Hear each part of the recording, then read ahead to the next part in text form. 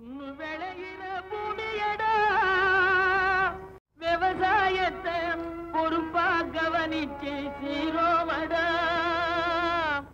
உண்மையா உழைக்கிற நமக்கு எல்லா நன்மைகளும் நாடி வந்து கூடுதடா.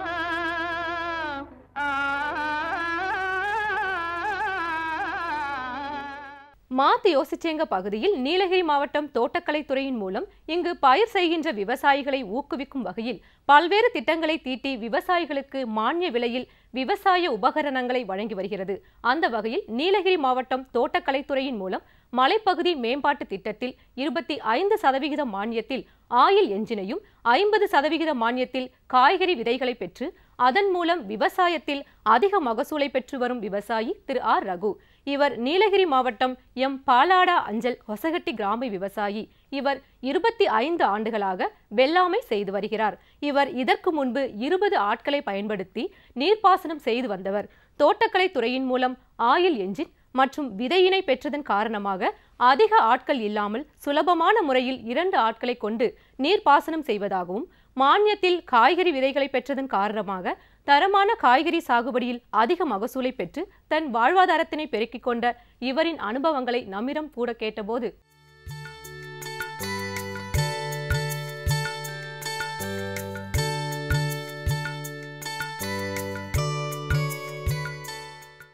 நான் ஒரு 25 வருஷமாக வெள்ளாமை பண்ணிகிட்ருக்கேன் சார் விவசாயம். அதில் தோட்டக்கலைத்துறை மூலமா எங்களுக்கு நல்லா மானியத்தோட விதை, ஆயில் என்ஜின், டில்லர், டிராக்டர் இல்லைன்னு சொல்லி தந்துட்டுருக்காங்க. அது மூலிமா ரொம்ப பயன்பட்டுருக்கோம். இந்த 25 வருஷமாக வெள்ளாமை பண்ணும்போது முதல்ல நாங்கள் இது முள் போட்டு இது போடும்போதெல்லாம் ரொம்ப கஷ்டமாக இருந்துச்சு. தண்ணி ஊற்றுறதுக்கு மோட்ரு இல்லாமல் ரொம்ப கஷ்டப்பட்டு இது பண்ணிகிட்டு இருந்தோம். இப்போ மோட்ரு எல்லாம் மானியமாக தந்ததுனால எங்களுக்கு ரொம்ப யூஸ்ஃபுல்லாக இருக்குது சார். இதெல்லாம் நம்மளுக்கு இப்போ நல்ல முறையமாக நல்லா ஹீல்டெல்லாம் நல்லா கொடுத்துட்ருக்கு. அதனால் நாங்கள் தோட்டக்கலைத்துறைக்கு எப்பவும் கடமைப்பட்டிருக்கோம். தோட்டக்கலைத்துறை அதிகாரிங்க எங்களுக்கு ரொம்ப பக்கபலமாக இருக்காங்க சார். எப்போ கூப்பிட்டாலும் வர்றாங்க, நம்ம எந்த ஒரு டவுட் கேட்டாலும் அதை சொல்கிறாங்க. மற்றபடி இந்த விதையெல்லாம் ரொம்ப மானியமாக தந்ததுனால நாங்கள் சுலபமாக இந்த விவசாயம் பண்ணுறதுக்கு ஒரு இதாக இருக்குது. ஆயில் என்ஜின் இப்போ எனக்கு கொடுத்துருக்காங்க. அது 28,000 ரூபா, 7,000 ரூபா சப்சிடியை எங்களுக்கு கொடுத்து 21,000 ரூபாய்க்கு கொடுத்துருக்காங்க. அது ரொம்ப எங்களுக்கு யூஸ்ஃபுல்லாக இருக்குது. ஆயில் என்ஜின் வாங்கிறதுக்கு முன்னாடி சார் நாங்கள் தண்ணி இறைக்கும்போது ஒரு 20 பேர் ஒரு ஏக்கராவுக்கு தேவைப்படும் சார் மினிமம். இப்போ அந்த ஆயில் என்ஜின் வந்த பின்னாடி எங்கள் கூட ஒருத்தர் இருந்தால் போதும், ரெண்டு பேர் ஒரு ஹவர் 1.5 ஹவரில் நாங்கள் அதை ஊற்றி முடிச்சிடுறோம், தண்ணி ஊற்றி முடிச்சிடுறோம். ஆயில் என்ஜின் மாத்திரம் இல்லாமல் நம்ம பீட்டெட் விதையும் 50% மானியத்தில் நாங்கள் வாங்கியிருக்கோம் சார். அந்த பீட்டெட் விதையும் எங்களுக்கு நல்ல மகசூல் தந்திருக்கு. இந்த ஒரு ஏக்கராவுக்கு போட்ட இதில் எனக்கு 30,000 ரூபா இன்வெஸ்ட்மெண்ட் பண்ணியிருக்கேன். அந்த மானியத்தை கிடைச்சதுனாலையும் இந்த ஆயில் என்ஜின் வாங்கினதுனால அதனுடைய இதனால் எங்களுக்கு நல்லா இன்கம் தந்திருக்கு சார். ஒரு கிட்டத்தட்ட ஒரு 2.5 லட்சம் ரூபா வருமானம் தந்திருக்கு. இதனால் எங்களுக்கு ரொம்ப யூஸ்ஃபுல்லாக இருக்குது. அதனால் நம்ம தோட்டக்கலைத்துறைகளுக்கு நாங்கள் எப்பவும் கடமைப்பட்டிருக்கோம் சார். உழவர்களின் மத்தியில் ஹிப்கோ என்று அழைக்கப்படும் இந்திய உழவர் உர கூட்டுறவு நிறுவனம் 1967ஆம் ஆண்டு 50 கூட்டுறவு சங்கங்களை கொண்டு ரூபாய் 6 லட்சம் முதலீட்டில் தொடங்கப்பட்டது. பின்னர் மத்திய அரசின் உதவியோடு 10 லட்சம் டன் உரங்களை உற்பத்தி செய்தது. இதில் 5 லட்சம் டன் யூரியாவையும் 5 லட்சம் டன் காம்ப்ளெக்ஸ் உரங்களையும் உற்பத்தி செய்தது. பின்னர் படிப்படியாக வளர்ச்சி பெற்று 85 லட்சம் டன் உரங்களை உற்பத்தி செய்தது. இதில் 45 லட்சம் டன் யூரியாவையும் 40 லட்சம் டன் காம்ப்ளெக்ஸ் உரங்களையும் உற்பத்தி செய்தது. இந்தியாவின் உர உற்பத்தியில் ஹிப்கோ நிறுவனம் 4 1 பங்கினை உற்பத்தி செய்து வந்தது. மேலும் கூட்டுறவு சங்கங்கள் மூலமாக சரியான நேரத்தில் சரியான தரத்தில் உரங்களை விநியோகித்தும் வந்தது. மேலும் ஹிப்கோ நிறுவனம் விவசாயிகளுக்கு சமச்சீர் உர பரிந்துரையினை செயல் விளக்கங்கள் மூலமாகவும் பசுந்தாள் உரப்பயிர்களை பயிரிடுவதற்கான ஆலோசனைகளையும் சொட்டு நீர் பாசன முறையை வலியுறுத்தி பல்வேறு செயல் விளக்கங்கள் மூலமாகவும் வலியுறுத்தப்பட்டன. இப்பொழுது ஹிப்கோ நிறுவனம், அதாவது இந்திய உழவர் உர கூட்டுறவு நிறுவனம் குறித்து விளக்குகிறார் இந்நிறுவனத்தின் மாநில விற்பனை மேலாளர் பி. மதியழகன் அவர்கள்.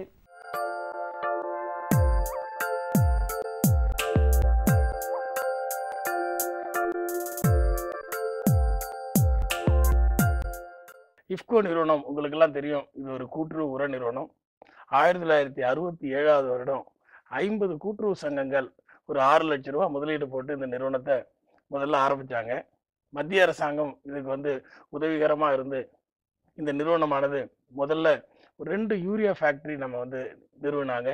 அந்த 2 யூரியா ஃபேக்டரி கலோல், கான்லா என்ற இடத்துல இருந்து கிட்டத்தட்ட ஒரு வருடத்திற்கு 10 லட்சம் டன் உரம் வந்து உற்பத்தி செஞ்சுக்கிட்டு இருந்தோம். ஒரு 5 லட்சம் டன் யூரியா, 5 லட்சம் டன் காம்ப்ளெக்ஸ் உரங்களை ஆரம்பத்தில் கிட்டத்தட்ட 1975 நம்ம உற்பத்தி செஞ்சோம். அதுக்கு பிறகு வந்து விவசாயிகளோட உர தேவை வந்து மிக அதிகமாக இருந்தது. கூட்டுறவு சங்கங்களுக்கு இஃப்கோ நிறுவனம் அதிக அளவில் உரம் விநியோகம் செய்ய வேண்டிய அவசியம் இருந்தது. அதனால் இஃப்கோ நிறுவனம் 1981 ஃபூல்பூர் அப்படின்ற இடத்துல இன்னொரு உர தொழிற்சாலை ஆரம்பித்தோம், யூரியா உர தொழிற்சாலை. அதுக்கப்புறம் 1988 அவுன்லாண்ட் என்று சொல்லக்கூடிய இடத்துல ஒரு உர தொழிற்சாலை ஆரம்பித்தோம். அதுக்கப்புறம் 2005 நம்ம வந்து ஒரு உர நிறுவனத்தை வந்து விலைக்கு வாங்கணும், அதாவது பாரதீப்பில். இப்படி பல்வேறு முயற்சிகள் செஞ்சதால் இன்றைய நிலைமைக்கு பார்த்தீங்கன்னா இஃப்கோ நிறுவனம் கிட்டத்தட்ட 85 லட்சம் டன் உரத்தை உற்பத்தி செஞ்சு உங்களுக்கெல்லாம் வந்து விநியோகம் செஞ்சுக்கிட்டு இருக்கோம். இந்த 85 லட்சம் டன்னில் ஒரு 45 லட்சம் டன் யூரியா உற்பத்தி செய்கிறோம். ஒரு 40 லட்சம் டன் காம்ப்ளெக்ஸ் 10, 26, 26 டிஏபி மற்றும் 20, 20, 0, 13 இந்த 3 உரங்களையும் உற்பத்தி செஞ்சு விவசாயிகளுக்கு நம்ம கொடுத்துக்கிட்டு இருக்கோம். இன்றைக்கு இந்தியாவில் விற்பனை செய்யப்படக்கூடிய உரத்தில் 4ல் 1 பங்கு இஃப்கோ நிறுவனம் விற்பனை செஞ்சுக்கிட்டு இருக்கு. இதுக்காக வெளிநாடுகள்லேருந்து கிட்டத்தட்ட ஒரு வருடத்திற்கு 40லேருந்து 45 லட்சம் டன் நம்ம உரத்தை வந்து இறக்குமதி செஞ்சுக்கிட்டு இருக்கோம். மேலும் வெளிநாடுகளை நம்ம நேரடியாக இறக்குமதி செய்யும்போது அந்த வெளிநாட்டு விலை ஏற்ற இறக்கங்கள் பெரிய அளவில் நம்ம பாதிக்குதுன்றதால வெளிநாட்டிலேயே உர நிறுவனங்களை அந்தந்த நாட்டில் உள்ள நிறுவனங்களோட சேர்ந்து ஜாயிண்ட் வெஞ்சர் அடிப்படையில் இஃப்கோ நிறுவனம் நிறுவிட்டு இருக்குங்க. உதாரணத்திற்கு ஓமான் நாட்டில் ஓமான் ஆயில் கம்பெனியோட சேர்ந்து இஃப்கோ நிறுவனம் ஓம் இஃப்கோ அப்படின்ற ஒரு யூரியா தொழிற்சாலை ஆரம்பித்து கிட்டத்தட்ட ஒரு வருடத்திற்கு 20 லட்சம் டன் யூரியா அங்கே உற்பத்தி செஞ்சு அதை வந்து நம்ம துறைமுகங்களில் இறக்குமதி செய்து இங்கே நம்ம விவசாயிகளுக்கு நம்ம கொடுத்துக்கிட்டு இருக்கோம். அது மட்டும் இல்லாமல் உங்களுக்கெல்லாம் தெரியும், இந்த உரத்தை உற்பத்தி செய்வதற்கு தேவையான மூலப்பொருள்கள் வந்து இந்தியாவில் அதிகம் இல்லை. குறிப்பாக பார்த்தீங்கன்னா பொட்டாஷ் மற்றும் பாஸ்பேட் உரங்களை உற்பத்தி செய்வதற்கு மூலப்பொருட்கள் இந்தியாவில் இல்லை, நம்ம வெளிநாட்டிலேருந்து இறக்குமதி செய்ய வேண்டியிருக்கு. அப்படி இறக்குமதி செய்யும் போது நம்ம நேரடியாக அந்தந்த சந்தைகளில் வாங்கி வரும்போது நமக்கு வந்து சரியான தேவையான அளவுக்கு வந்து மூலப்பொருட்கள் கிடைக்கிறதில்ல. அதனால் இஃப்கோ நிறுவனம் எந்தெந்த நாட்டில் பாஸ்பேட் படிகங்கள் இருக்கோ அந்த நாட்டிலே போய் அந்த நாட்டில் உள்ள ஒரு நிறுவனத்தோடு சேர்ந்து அந்த பாஸ்பாரிக் அமில ஆலையை வந்து அங்கேயே நிர்வகித்து பாஸ்பாரிக் அமிலத்தை இங்கே இறக்குமதி செஞ்சு அதன் மூலம் இஃப்கோ வந்து விவசாயிகளுக்கு தேவையான டிஏபி காம்ப்ளெக்ஸ் உரங்களை உற்பத்தி செஞ்சு கொடுக்குறோம். உதாரணத்துக்கு பார்த்தீங்கன்னா நம்ம ஆப்பிரிக்க நாடு செனிகல் அப்படின்னு ஒரு நாடு இருக்குது. அந்த நாட்டில் நமக்கு வந்து ஒரு பாஸ்பாரிக் அமில தொழிற்சாலை இருக்குது. ஜோர்டான் ஒரு நாடு இருக்குது, அந்த நாட்டில் ஒரு பாஸ்பாரிக் அமில தொழிற்சாலை இருக்குது. அது தவிர பொட்டாஷ் இறக்குமதி செய்வதற்காக நம்ம வந்து தென் அமெரிக்க நாடான பெருவில் வந்து ஒரு ஜாயிண்ட் வெஞ்சர் ஏற்பாடு பண்ணியிருக்கோம். இது மாதிரி உலக அளவில் எப்படி திரைக்கடல் ஓடியும் திரைவியும் தேடு என்று அந்த நம்ம முன்னோர்கள்லாம் சொன்னாங்களோ அது மாதிரி எங்கள் நிறுவன மேலாண்மை இயக்குனர் டாக்டர் யுஎஸ் அவஸ்தி அவர்கள் திரைக்கடல் ஓடி எந்தெந்த நாட்டில் நம்ம உரம் உற்பத்தி செய்வதற்கு தேவையான மூலப்பொருள் இருக்கோ அங்கெல்லாம் போய் நம்ம நிறுவனங்களை, துணை நிறுவனங்களை நிறுவி அங்கேருந்து நம்ம மூலப்பொருள்களை கொண்டு வந்து விவசாயிகளுக்கு தங்கு தடை இல்லாமல் உரத்தை வந்து உற்பத்தி செஞ்சு கொடுத்துட்டு இருக்கோங்க. இதில் குறிப்பாக பார்க்க போனீங்கன்னா உங்களுக்கெல்லாம் தெரியும், விவசாயத்துக்கு மிக முக்கியமானது உரம். அந்த உரம் வந்து தேவையான நேரத்தில் கூட்டுறவு சங்கங்கள் மூலமாக விவசாயிகளுக்கு கிடைக்க வைக்கிறது தான் இஃப்கோவோட அடிப்படையான நோக்கம். அந்த நோக்கத்தை வந்து மிகவும் சிறப்பாக வந்து இன்றைக்கி வந்து இஃப்கோ நிறுவனம் நிறைவேற்றிட்டு இருக்கு.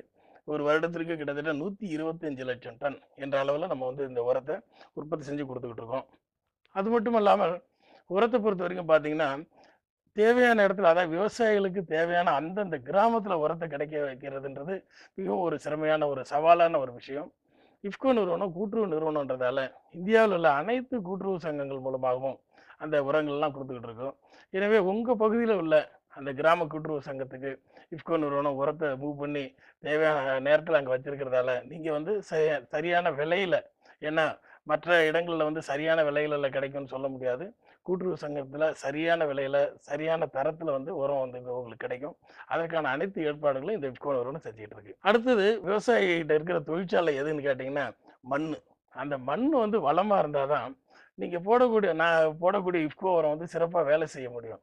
அதனால் இஃப்கோ நிறுவனம் கடந்த ஒரு 3 வருடத்துக்கு முன்னால் சேவ் த சாயில், அதை மண்ணை காப்பாற்றுவோம் அப்படின்ற ஒரு திட்டத்தை செயல்படுத்தி ஒரு வருடத்திற்கு நமக்கு கிடைக்கக்கூடிய லாபத்தில் ஒரு பகுதி கிட்டத்தட்ட ஒரு 100 கோடி ரூபா அளவுக்கு விவசாயிகளோட மண் தரத்தை வந்து முன்னேற்றணும் அப்படின்றதுக்காக நிறைய வந்து நம்ம பாடுபட்டுக்கிட்டு இருக்கோம்.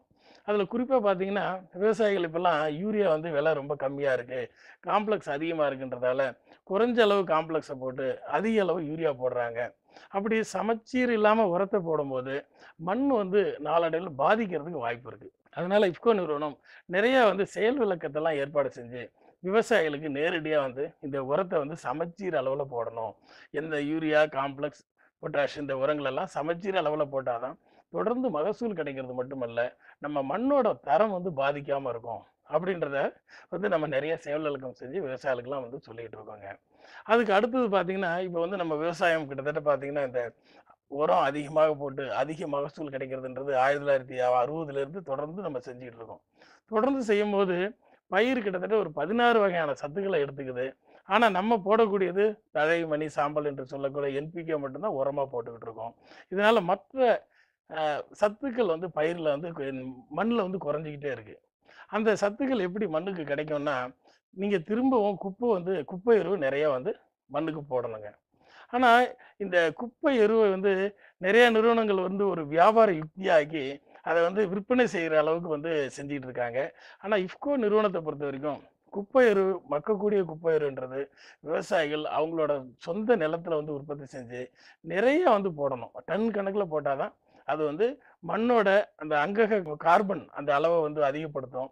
அந்த அங்கக கார்பன் அதிகப்படுத்துறதால மண்ணில் வந்து நமக்கு தெரியாத கோடானு கோடி நுண்ணுயிர்லாம் இருக்குது. அந்த நுண்ணுயிர் வந்து அதிகமாக இருக்கும். அந்த நுண்ணுயிர் அதிகமாக இருந்தால் தான் நம்ம போடக்கூடிய சத்து வந்து அனைத்தும் வந்து பயிருக்கு வந்து போய் சேரும். இந்நிகழ்ச்சி பற்றிய உங்களின் கருத்துக்களும் ஆலோசனைகளும் வரவேற்கப்படுகின்றன. எங்களின் மின்னஞ்சல் முகவரி ddagri05chennai@gmail.com. மீண்டும் நாளைய பொன் விளையும் பூமி நிகழ்ச்சியில் சந்திப்போம். நன்றி, வணக்கம்.